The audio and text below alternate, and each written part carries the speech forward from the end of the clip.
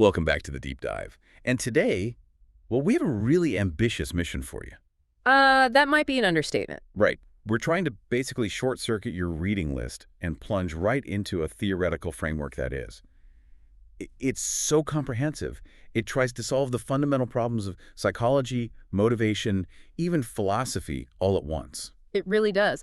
We are diving into Dr. Michael Lukens' monumental work, and I mean monumental. It's a 3-volume commitment called The Physics of Emotioning. Emotioning, Yeah. with the ing in parentheses. We'll get to that. We will, and this is not light reading. What Lukens has proposed is nothing less than a complete operational model for understanding how human intentionality, how our volitional behavior is actually formed. The scale of it is just, it's staggering. The audacity of the project is, I think, matched only by its intellectual scope. It really demands that we reevaluate centuries of foundational assumptions about how the mind even works. Okay, so when you say a complete operational model, you're talking about something almost like Newton's laws, but for human action, right? Like physics for the psyche. That is exactly the goal. And to do it, Lukens synthesizes 3 intellectual titans that you just don't often see in the same room together. So let's start there. What are the foundational ingredients? What are the pillars holding this whole thing up? Okay, so pillar number 1, that would be Sylvan Tompkins' basic emotions theory. Right, the classic affect theory. Exactly. This gives Lukens what he calls the atomic elements, the fundamental, innate, biologically hardwired emotional responses. They're the source material for all feeling and all drive. Okay, so that's the biological foundation. What's next? Pillar 2 is George Kelly's personal construct theory. Which is all about how we build our own reality, our own matrix of meaning. Precisely. It gives us the framework for subjective reality, for how we proactively create our world instead of just responding to it.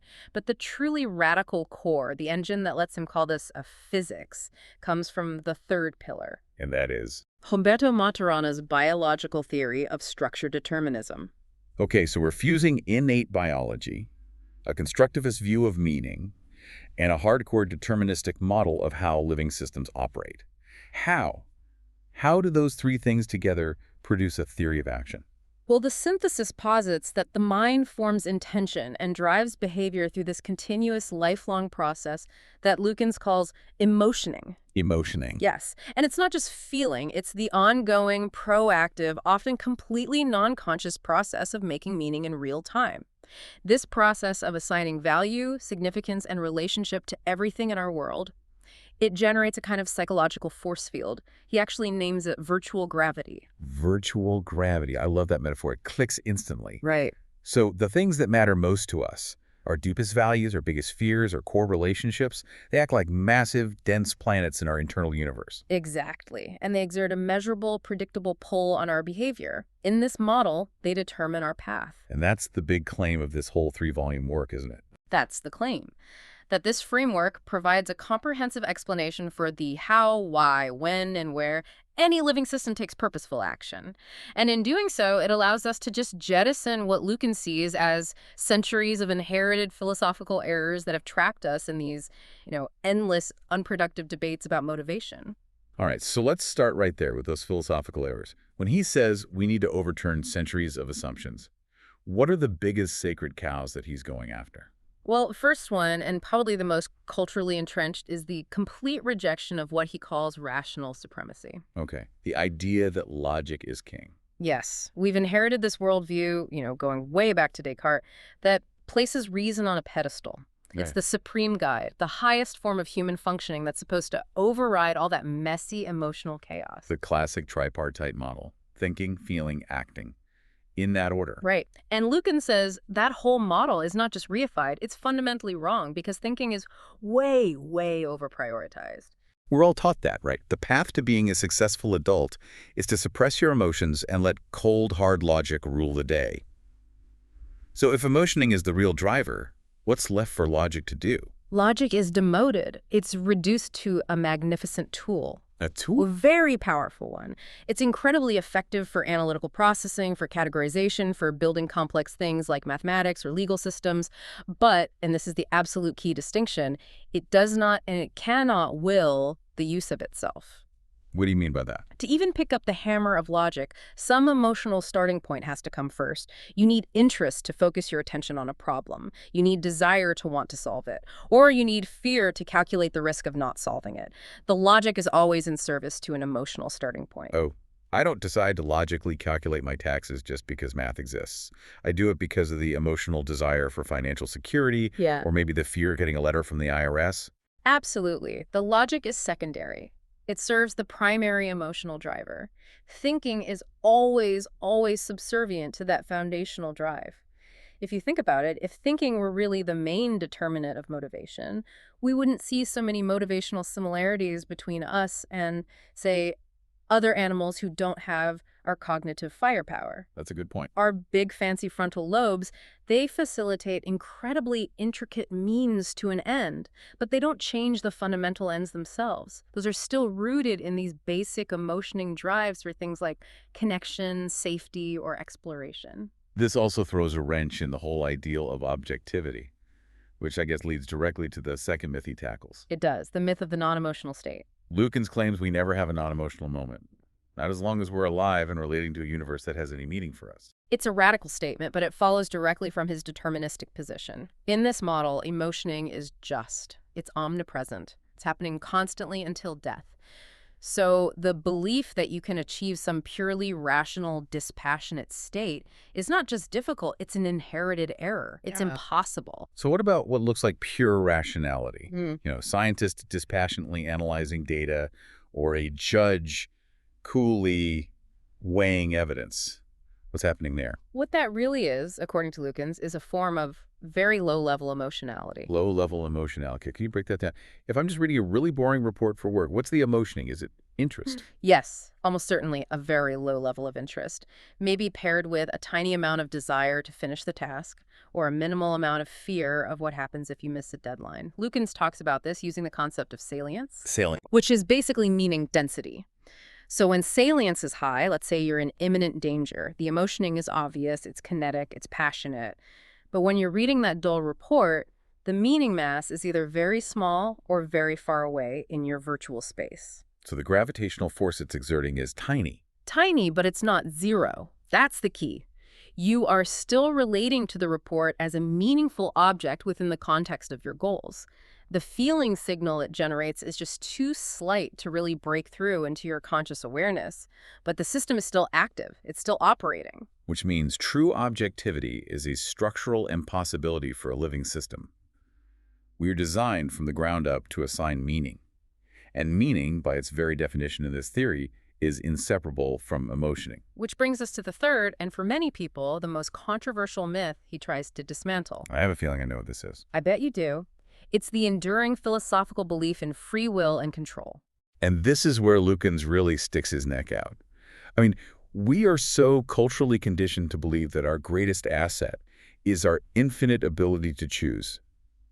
If that's just wrong, how does he explain the powerful feeling of having a choice? He argues that the feeling state of having free will, that sense of infinite choice, is entirely epiphenomenal. Epiphenomenal, a byproduct. Exactly. It's a collateral experience. It comes from very specific feeling states, usually moments when the motivational forces, those meaning masses, are either very low or they're equally mixed, which is ambivalence, or maybe the environment is just really complex and needs careful navigation. And in those moments, we make a story up. We make a culturally convenient attribution. We tell ourselves, I freely chose that, when in fact our operation was strictly structure determined by the complex interplay of all those internal gravitational forces. So if I'm standing in the grocery store staring at 30 kinds of cereal, and I feel this overwhelming burden of choice, what's really happening is that the decision is of minimal importance, low salience, and I have a bunch of competing low-level desires, health versus taste versus price. Precisely.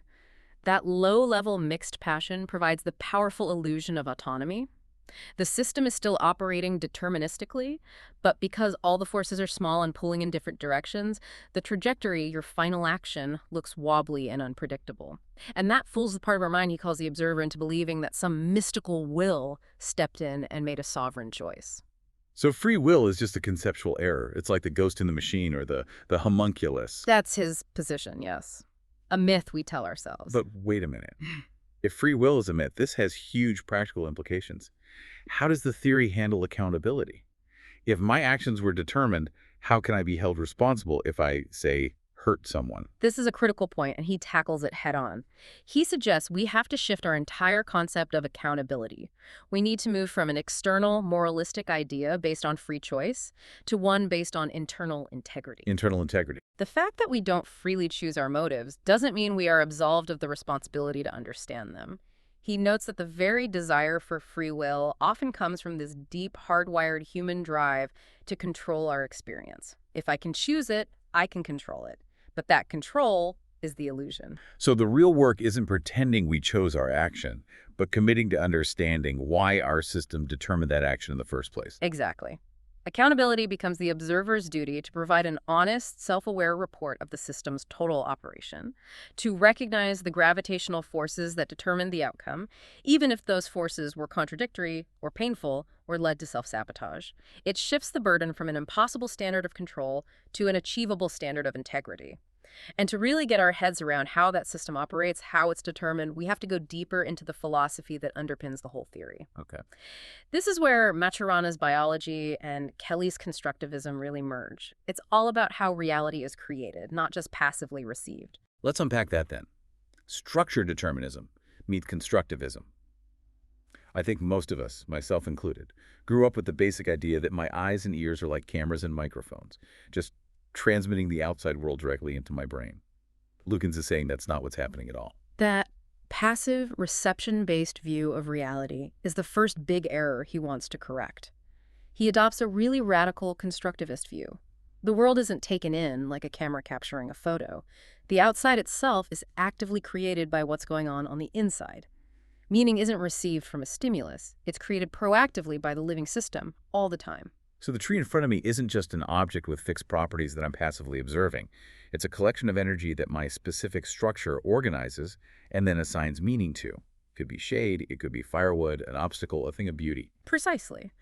The organism's design, its unique structure, which is determined by its DNA, its biochemistry, its entire learning history, that structure determines how it organizes sensory input. A fly organizes its world in a fly-like way. It's mostly interested in movement and pheromones. A human organizes it based on linguistic, social, and emotional constructs.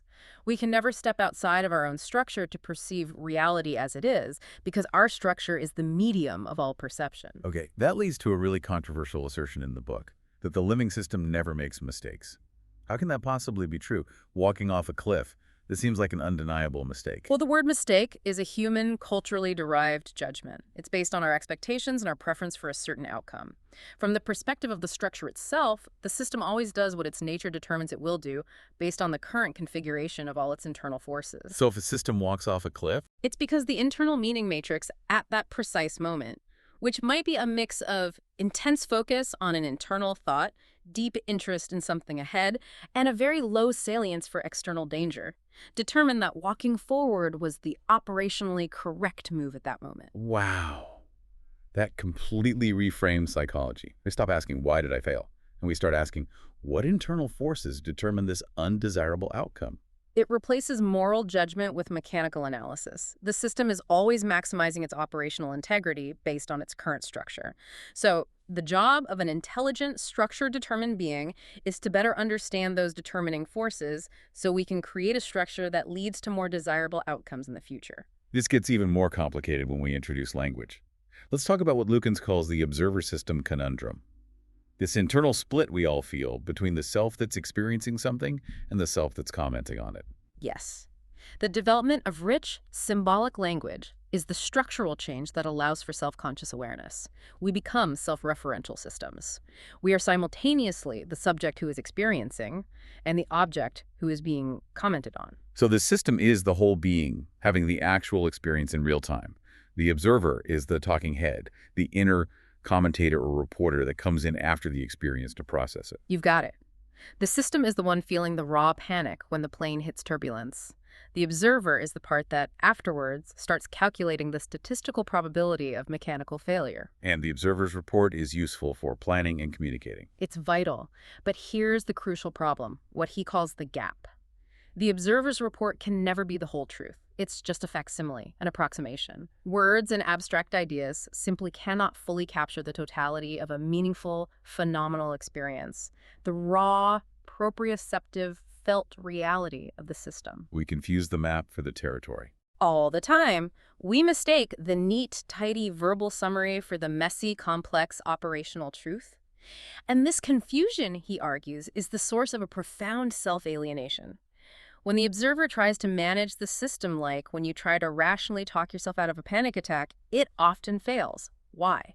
Because the linguistic analysis is structurally incapable of capturing or altering the deep, determined emotional forces that are actually driving the system. It sounds exhausting, and I imagine when we try to solve that observer-system gap, use the observer itself, we get stuck. You get stuck in what he calls the recursivity trap. The house of smoke and mirrors. Exactly. Our ability to think about our thoughts or to critique our own critique, it creates an infinite regress. We can spiral into paradoxes that are entirely of our own making. The classic example is, I'm feeling anxious. Now I'm analyzing why I'm anxious. Now I'm anxious about the fact that I'm analyzing my anxiety so much. It's like Don Quixote tilting at windmills he created himself. It is. And Lukens suggests this isn't a bug in the human system, it's a feature. It's a structural consequence of having language. And the role of language is the ultimate game changer because it allows us to operate in what he calls the ideal world. The symbolic world. Yes, the world where meanings exist as a kind of virtual reality. Yeah. We can create these incredibly elaborate systems of meaning, economic systems, moral frameworks, 5-year plans that exist entirely as abstractions, but they exert very real gravitational force on our physical bodies. And since we can't distinguish between a perception and an illusion when it's happening. When a virtual reality is created in your mind, say the idea that a political rival is an existential threat to your way of life, the emotioning that gets generated is phenomenally real. It triggers the exact same biological action programs, like fear and anger, as an actual physical threat would.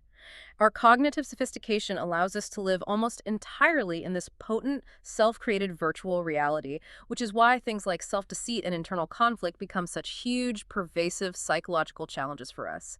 Okay, let's transition now to the core mechanism, the actual physics of how the system moves. We have to talk about the formula that he says drives all willful action.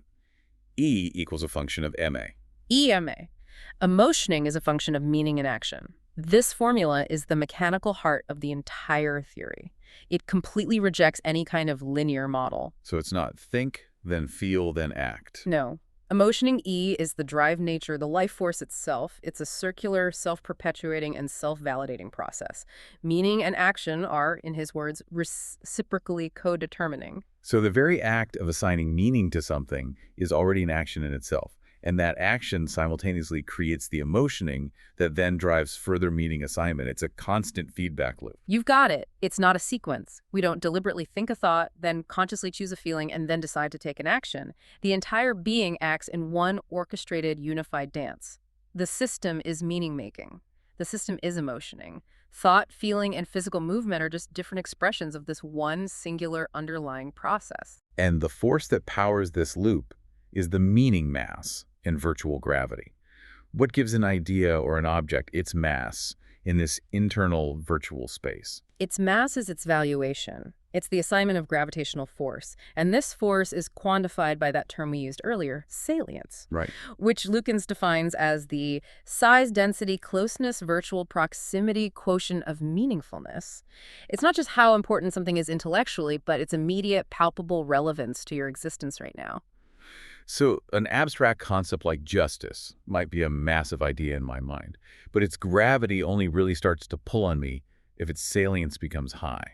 For instance, if I am personally experiencing a deep injustice right now. That's the proximity factor. A huge meaning mass that's very far away exerts almost no force. But when that same meaning mass is brought virtually close, maybe you read an article about injustice and suddenly connect it to a personal, immediate trauma, the salience spikes. The force becomes exponentially greater. The system is then compelled to move. And the feelings themselves, that physical sensation of anxiety in your chest or the surge of desire, those are the signals, the currents, that register this gravitational pull. They aren't the cause, they're the indicators. They are the GPS signals of the psyche. Feelings register kinesthetically, proprioceptively. They show you what you're motivationally up to. They signal your current position relative to your self-created goals. If you feel intense desire, it's a signal of your proximity to a highly valued goal. If you feel intense guilt, it's a signal that you're deviating from an important personal commitment. They're like little nags that demand your attention to the movement of your life. Let's ground this a bit. I think the cookie sheet analogy from the book is a really powerful way to visualize the determined nature of all this. It's a great analogy. So imagine a metal cookie sheet.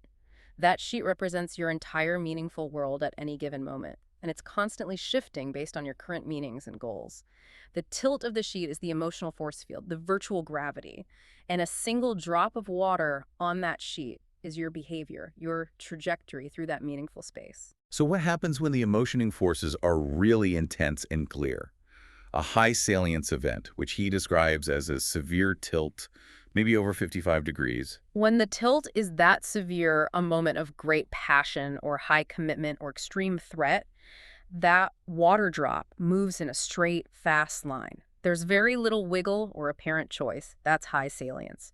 The gravitational force is so strong and so clearly directed that the behavior is almost entirely predictable. And that's necessary for survival. It is. In a true emergency, you don't stop to engage in lengthy, deliberative reasoning. The force of fear determines your immediate action. The illusion of free will completely vanishes when salience is that high. So the absence of choice isn't always a bad thing. It can be incredibly adaptive and efficient. Absolutely. Now contrast that with low salience. This is when the sheet is barely tilted, maybe less than 25 degrees, or it's being tilted in several conflicting directions at once. This sounds more like our daily life navigating dozens of mildly important mixed motives. It is. In this case, the water drop zigzags. It stalls. Its movement appears much less predictable. This low-level mixed passion is what provides that powerful illusion of infinite choice and neutrality we talked about earlier. The observer looks at that wobbly path and attributes it to choice. Right. But mechanistically, it's still structure determined. It's just being pushed and pulled by a dozen competing small forces that make the net vector, the final path, really difficult to calculate from the outside. But the cookie sheet never lies. Whether you move decisively or you procrastinate for hours, your action is always the determined result of the gravitational forces of your own meaning matrix. And from there, we have to talk about what Lukens considers the most fundamental human drive, the emotioning that frames our entire existence. And that's love. He argues it's a foundational fundamentum, not just a nice feeling to have. Yes, he elevates it above all the other basic emotions like fear or interest. And he asks, why is it so unique in this model? So why is it? It's because of our evolution. We are profoundly social mammals, and we require this incredibly prolonged period of dependence on our caretakers to survive. So love, in this view, is a specialized, innate form of interest that is biopsychologically built in to ensure our survival through connection. It arises spontaneously. No one ever has to teach a baby to seek connection. The emotioning of love is the primary context, the scaffolding in which our self-esteem and all our future relational capacities are built. There's a very specific definition for this operational love, right? The acronym CBI. CBI. It stands for commitment, benevolence, and interest. Interest is the basic prerequisite for any meaning. You have to be engaged. Benevolence is that natural kindness, that state of willingly bestowing goodwill on the other.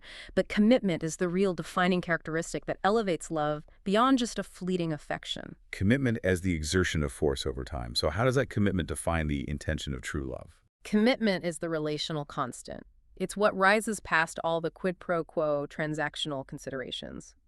Lukens argues that true love is defined by its intentionality. It is, and this is a direct quote, of the self for the other. The primary goal is the win for the loved one, even if that means a cost to the self. So any joy or reward the lover feels is just a side effect. It's collateral, not causal.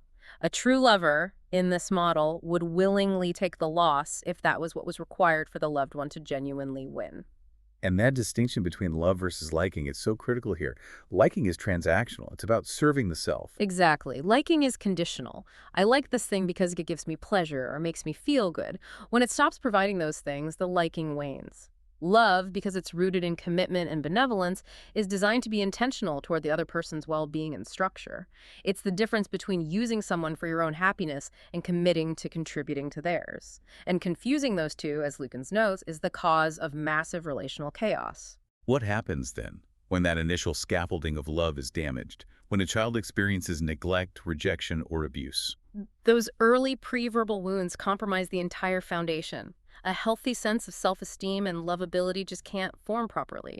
If the system learns early on that connection equals pain, then the emotioning of fear becomes powerfully, almost permanently, associated with love-based interest. So as an adult, that system will risk away from connection. It will. To avoid the catastrophic pain of re-traumatization, the entire meaning matrix that governs relationships gets skewed and distorted. And the gravitational inverse of love in this model is contempt. Yes, contempt is the active, intentional positioning against the other. In love, we are for the other. In contempt, we are actively rejecting them. He argues that contempt grows proportionally as the capacity for love and benevolence shrinks, and it almost always stems from unresolved pain and deep, unaddressed relational wounds. It's a consolation prize. A bitter one. It's a way to feel definitively superior to and distant from the source of that historical pain. But it darkens the entire internal world and your morale. And finally, on this point, how does this core drive of love shape our interaction with suffering? CBI commitment, benevolence, interest is the source of compassion and empathy. Love structurally makes us care about the suffering of others. It leads to what he calls co-suffering. If we have commitment and benevolence towards someone, we are motivationally compelled to empathize with their pain. Empathy is the accurate navigational tool. It's the attempt to experientially link with the other person's inner meaningful world. And that effort of co-suffering allows the pain to be diluted and shared, which is a necessary interpersonal act for healing and recovery. Okay, so let's put this all together. We operate under these determined emotional forces, this virtual gravity. Our core human drive is love, yet. And this is the big yet. Humans are absolute masters of self-sabotage, procrastination, and motivational gridlock. Why are we so often trapped by these mysteries of motivation? The immediate cause, he argues, is the universality of ambivalence. Ambivalence. Our emotioning is, virtually 100% of the time, a mixed bag. The sheer complexity of the human environment, plus our vast internal virtual world, it just ensures that we have competing interests and meanings constantly present inside us. They create these internal gravitational tugs that are often pulling in completely opposite directions. So the physical body, the system, can only move in one direction at a time. But our virtual mind can want to move east to pursue a goal, and west to avoid the pain of the work at the exact same time. What happens then? That is the definition of emotional contradiction. Two atomic elements clash. You have high interest in a goal, but it meets high fear of the necessary work. The result is this intense internal tension and very frequently blocked actions. That's motivational gridlock. The green light of desire and the red light of fear are both on at the same time. They are. So procrastination isn't really laziness in this model. It's a manifestation of perfectly balanced, often high-intensity ambivalence. The system is just stuck, waiting for one motivational force to finally overwhelm the other. And that's what he calls chronic malfunctioning. It is. If your desire for the outcome is outweighed by your fear of the pain or the frustration required to achieve it, the system remains locked. And since the mind is structurally designed to seek resolution, this gridlock becomes profoundly psychologically distressing over time. And if we fail to resolve that distressing ambivalence, we run headfirst into the problem of incompletion. What does it mean for an experience to be an open circuit? A meaningful experience, a significant loss, a broken relationship, a goal you failed to achieve. If you don't confront it and resolve it with sufficient action, it remains an ongoing open circuit of emotioning. These circuits are latent, but they're continuously looping in the body, and they represent themselves motivationally across all areas of your life, often in ways you don't recognize. Can you give us a concrete example of how that looping might show up years down the line? Sure. Let's take unresolved grief. A significant sadness incompletion related to a parent's death, for example. Because that emotional circuit remains open, the system is still operating under the gravitational pull of that loss years later. Motivationally, this could manifest as a chronic difficulty in forming new, deep connections. Because the system is hedging against future loss. It's preemptively trying to avoid a repeat of that pain. Or it could manifest as a compulsion to finish every little project, constantly chasing the feeling of completion to try and satisfy the looping signal of that original unresolved failure. The incompletion dictates future action, even if the person's observer is completely unaware of the connection. So we're never truly free of our past until we confront the original meaning and take some kind of resolutionary action. That confrontation is crucial, but it often runs into our most common human preoccupation: refusal and self-deceit. The system is just hardwired to avoid pain, so our default is often to refuse unwanted, meaningful experiences and the painful feeling states that go with them, like fear, anger, sadness, guilt. And refusal is itself a volitional act, isn't it? It's driven by emotioning, usually fear of the pain or anger at the reality. Yes, refusal is an intentional, emotion-driven act of dissociation and compartmentalization. It's the engine of what he calls duty-bound distortion of reality, or what we might popularly call truthiness today. The observer, under intense pressure from the system's demand to avoid pain, starts running this incredibly sophisticated disinformation campaign on itself. So the core lie is believing we can make the cookie sheet flat when it's not. That's it, exactly. The core lie is acting as if our pain or our history does not exert a gravitational force. We choose the as if, the favored comforting lie over the as is, the actual determined truth of our operational reality. Lukens sees this self-deceit as the most common dynamic underlying almost all psychopathology. We trade the short-term discomfort of confronting reality for the long-term, devastating cost of self-delusion and total confusion about what our genuine motives even are. We end up fighting our own determined nature just to maintain an illusion of control. To bring this whole physics model to a close, we need to zoom in on the atomic elements themselves, the specific emotional programs for action that make up our meaning matrix. Lukens uses an extended version of the Tompkins acronym, right? And he really emphasizes that these are not just feelings, they are adaptive biopsychological programs for action. Yes, it's so important to understand that the feelings, the internal signals, are just the expression of these deeper programs. They are specific, fluid gatherings of activity that facilitate movement toward a goal. So let's break down the most prominent programs he outlines, starting with fear, the F. Okay, so what is fear's mandated program for action? Fear's program is brutally simple: generate movement away from threat and towards safety. That's it. It's the system activating the entire flee and survive sequence. Internally, it registers as an increased heart rate, tension in the muscles, hypervigilance, all of which are preparations for movement. Fear is the great conservationist. And he says it can be kinetic or latent. Right. It can be kinetic, happening in response to an immediate threat, or it can be latent, which is a persistent, low-level anxiety that dictates avoidance behaviors for years and years after an original trauma. The program's success is measured by one thing: the dissipation of the fear signal once safety is achieved. Okay, next up is anger, A. We tend to view anger as this destructive, negative thing, but what is its adaptive purpose in this model? Anger is the natural, adaptive response to being thwarted, blocked, or aggressed against. Its program is to generate gathered forcefulness, a surge of energy and conviction, to defend yourself or to counterattack. It is the action program for overcoming obstacles. Lukens observes that anger is structurally linked to belief and conviction. It provides the emotional fuel required to aggressively stand up for your own boundaries or values. Which implies that accessing anger is sometimes necessary for psychological health, especially if fear has become overwhelming. Precisely. If a system is trapped by chronic fear, accessing enough righteous anger, the counterforce can temporarily override that fear program. It provides the drive needed to move from a flight response to a confrontation, whether that confrontation is with another person or just with an internal critic. Let's move on to sadness. You mentioned earlier that he calls it a love-based interpersonal coordination effort. Can you explain that program? Sadness is the system's program that runs in response to being wounded or experiencing loss. The action program is to generate a communicative signal, both internally and externally: a cry, a withdrawal from activity, a visible signal of distress, the purpose of which is to solicit help or support. Since we are designed for connection, the signal of sadness is a cry for co-suffering. It's an expression of love. It's an expression of love saying, I am valuable and my injury is significant. Please connect with me and help me dilute this pain. When sadness is refused or suppressed, the system is essentially denying itself the right to ask for the support it structurally needs for resolution. That completely recontextualizes grief. It's not a self-pitying state. It's an active program demanding connection for its completion. It is. Now let's consider the appetitive drive, desire. The drive to get what is wanted. Yes, desire is the program that focuses and fuels movement towards satisfaction. It's the urge to consume or achieve a valued object. But Lukens offers a really important caveat here.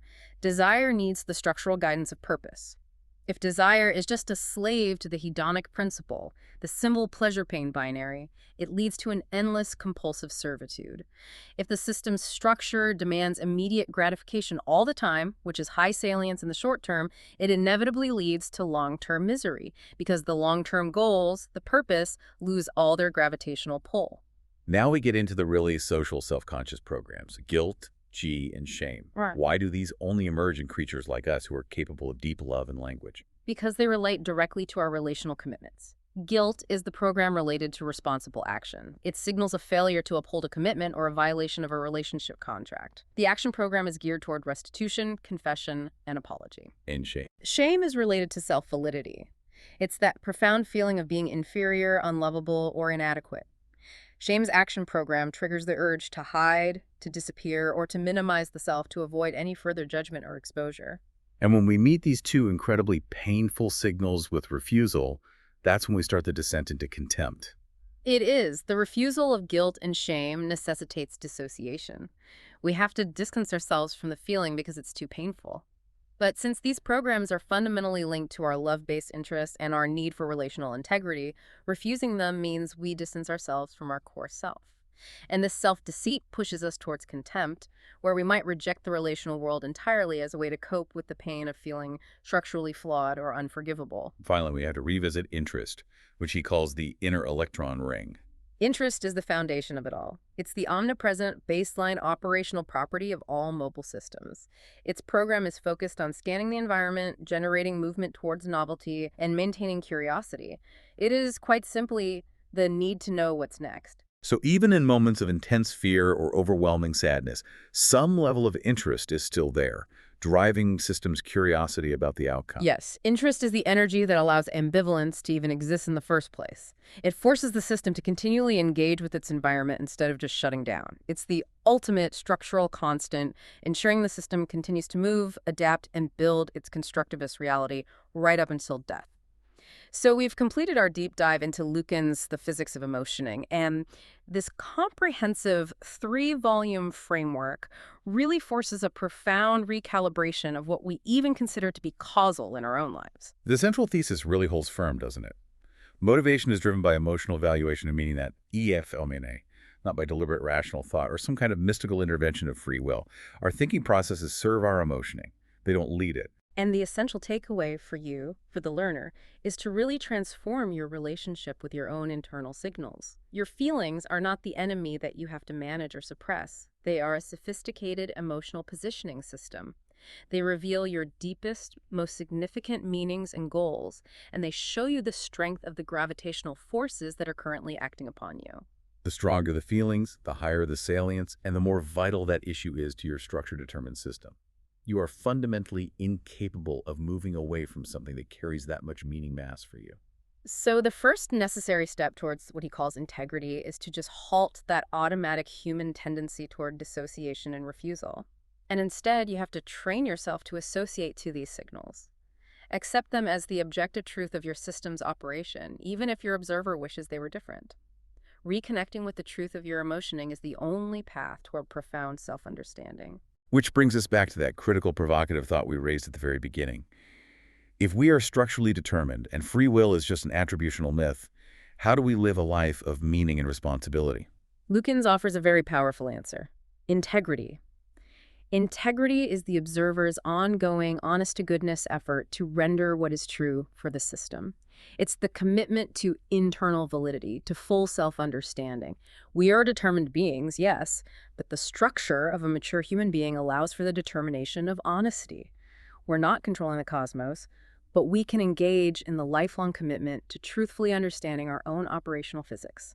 So consider the challenge that Lukens lays out for you. Can you embrace your determined nature, accept that your behavior is the necessary output of the meanings you yourself have created, and still choose to live a life of honesty and integrity?